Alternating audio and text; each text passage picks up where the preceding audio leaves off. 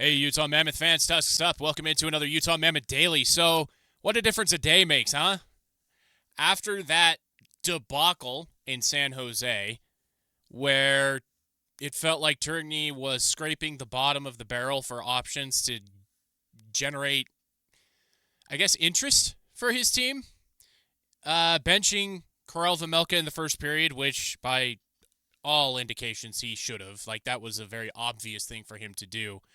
And putting in Vitek Vanacek, who fared a little bit better. I mean, Veggie gave up 3 in the first period. It took 2 more periods for Vitek to give up 3. So I guess that's improvement.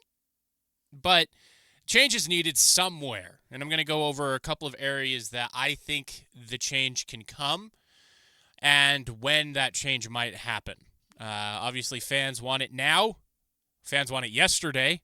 There's a lot of people saying that Tourigny should have been fired at the end of last season. He should have either or replaced or whatever. But from 3rd in October, being one of the exciting young teams in the NHL, everybody wanted to tune in to watch this young, high-flying team scoring a bunch of goals and not giving up many shots, to a dumpster fire.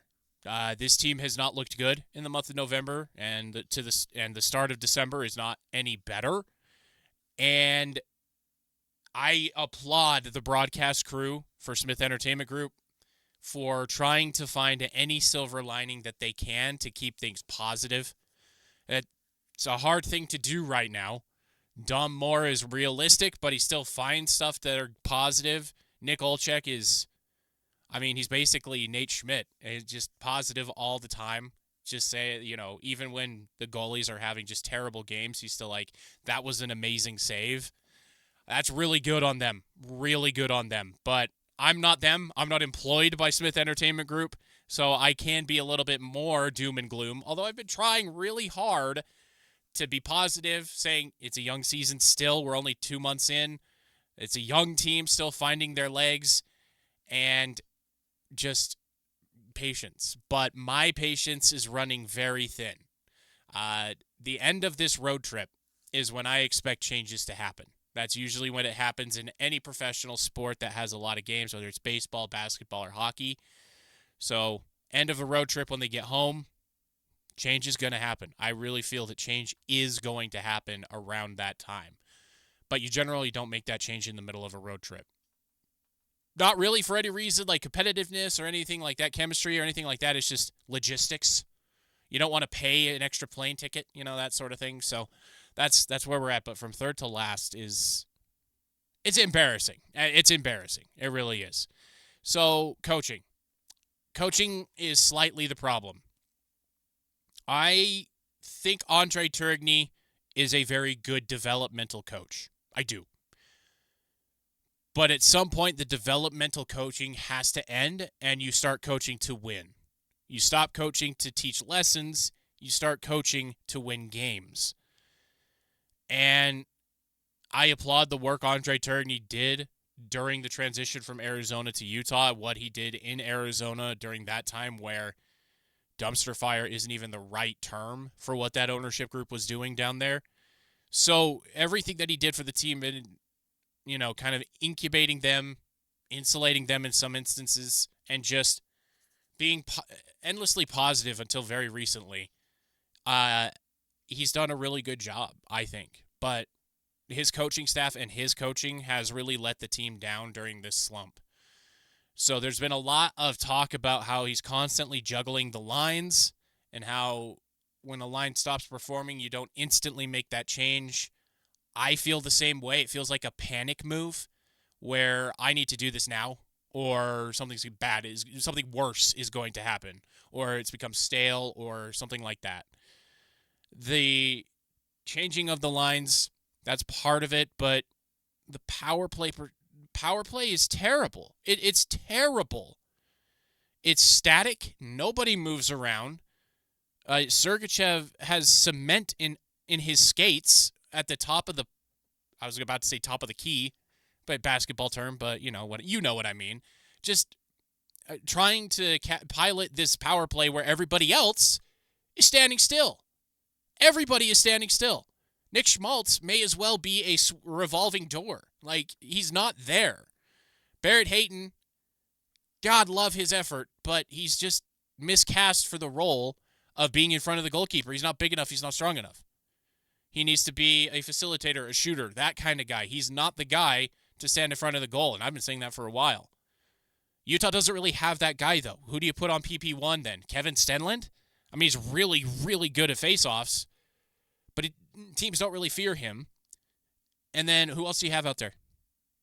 There's not really any other center that the Mammoth have that can do that. And then Dylan Guenther turns the puck over constantly. He's still young, though, so I'm not saying get rid of him or bench him off of PP1, but that it's just part of the problem where it feels like Clayton Keller and maybe I don't even know who else, but they are trying. They are trying their darndest. Lasse Krause would be the other one. So your captain and your associate captain are really out there giving everything they've got. And even Clayton Keller had some brain farts against the Sharks. So the coaching is the problem at this point. It is. I'm not one to really call for somebody's job. That's not what I do. I just don't see a way that Andre Tourigny can coach himself out of this box. I just think that his style of coaching is more appropriate for development and not for winning. And I think that's where we're at. And that's the change that needs to happen if Utah wants to make this next step this season. If they don't, they need to come out and say it. And say, we're going through struggles right now. Everybody across the board, from Ryan and Ashley Smith on down through to Liam O'Brien at the bottom of the NHL roster. They need to come out and say it, because right now there's no messaging from the team. It's just that we're trying hard and we're just not good enough. And that's not good enough for fans that are paying, a good amount of money to watch this team. Next up, is there going to be a roster shakeup? I don't see where that would come from. I'll talk about the youth options that might be available for the Mammoth here. But trades, no trades are happening right now across the league. Trades just aren't happening.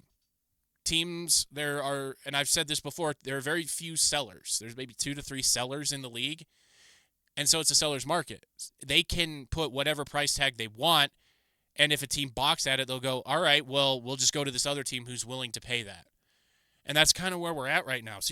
And the value for guys like a Nick Schmaltz or a Barrett Hayton has never been lower. And Nick Schmaltz just disappeared. And honestly, in some games, it looks like he's disinterested. Barrett Hayton miscast in his role. And so people are calling him a bust. He's just not playing how he should be. He's not being put out there how he should be put out there. And so those are 2 key pieces that could be trade bait for a team. The thing that's going for Nick Schmaltz is it's an expiring contract, and so he can go to a team, and Utah could get something back if a team were to tear it down. But there's no trades happening anywhere for anything, for any reason, yet. So that's one thing. So trades probably not. Benching people. Maybe you bench a Nick Schmaltz for a game. Trot out Kevin Rooney. Kevin Rooney scored a goal in his only game. I mean, you may as well, right? Nick Schmaltz isn't doing anything, so throw Kevin Rooney out there. Bench a winger, like a Dylan Guenther. Give him a game off to just reset in this condensed schedule and just trot out somebody else, whether it's calling up somebody or throwing out – I know a lot of fans aren't going to like this, but throwing out Liam O'Brien out there and promoting Brandon Tanev to like the 3rd or 2nd line. Just something, a shakeup, a shock to the system.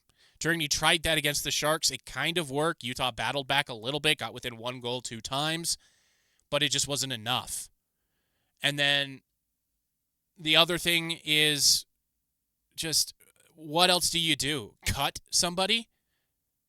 Swallow the contract? Just be like, you're just not good enough. We're cutting you.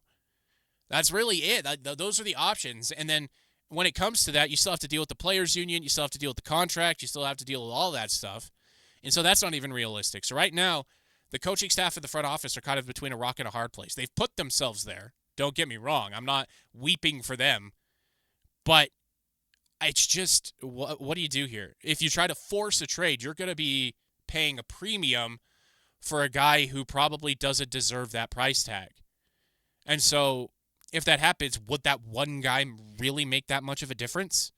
Would a guy like Alexander Kerfoot coming back from injury make that much of a difference to what's going on here? That's really the questions we have to ask ourselves as fans instead of just calling for a change. What would that entail, right? What would that do? A trade, great. One guy comes in. Does one guy change the culture? Does one guy change everything around the team? No, I don't think so. So that's kind of where we're at. And now as we move to like, who could we call up? Who could we send down? There's not really anybody outside of Maverick Lamoureux and maybe Daniil Boot. I have Iginla down there just because he's having a killer season with the Kelowna Rockets, but I don't want to see him called up just yet. And so there's like 2 guys that could be called up that might make a difference. And to give you an idea of how well things are going in the AHL, the Tucson Roadrunners are 8, 9, and I think 3 or something like that. So they're not doing great either. And so it's just right now, where does the positive spark come from? If a change is the only thing that can happen, the only plausible option is a change in the coaching staff, whether that is firing the face-off and power play coach, which I think is the same coach, right? Or you fire Andre Tourigny and just say, you're great at what you do, just what you do is not what we need anymore. That sort of thing. Andre Tourigny is one of the longest tenured head coaches in the NHL, and he has a losing record. And I understand where he came from. The Coyotes were, what they were. And now, with the internal expectation of playoffs or bust, this team is busting right now. So if you agree with anything I said, if you disagree, hit that subscribe button, and I'll see you guys tomorrow. Tusks up.